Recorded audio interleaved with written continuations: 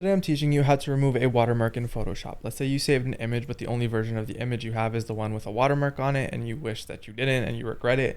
This is the easiest way to get rid of it. So usually what I end up doing is I use the blend tool. Now I know this could be a little spotty, so be careful when using this. I usually just create a second layer and edit the second layer just so I can revert anything.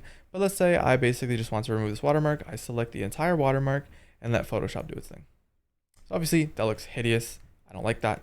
So then what we're gonna do is segment it piece by piece, just like this, boom.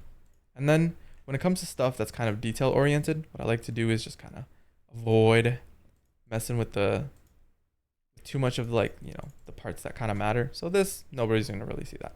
So obviously we have the E here. Let's just go ahead and fix that. Boom, boom, boom, boom, boom. So we're just like spot fixing at this point. There we go. And then here we have a little bit of this. Go ahead and fix that. Boom. A little bit of that. Boom. Fix that as well.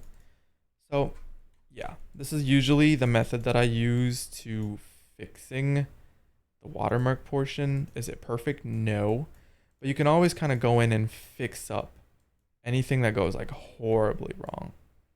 So obviously I'm just like kind of rushing this just so you guys can kind of see my process of working on this. And so usually what I do is then I just like fill back up anything that I like messed up. So as you can see, boom, the red's fixed there.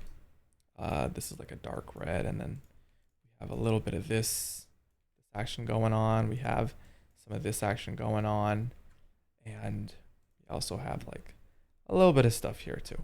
Actually, no, I think that was white. I think it would be like a little bit like this. So obviously if you go into like the very nitty-gritty details, you will see the discrepancies, but that's honestly okay as long as you have a decent image that you can see from afar. So from afar, this works perfectly fine. No issues whatsoever. So as you can see, boom. From afar, this looks perfect. It literally has the watermark removed, and whatever your original image was, it should be good to go. So this is usually how I'd go about it, especially if I forgot to like save the original photo without the watermark, let's say for personal use. That is how I would do it. If this was helpful, consider subscribing and leaving a like.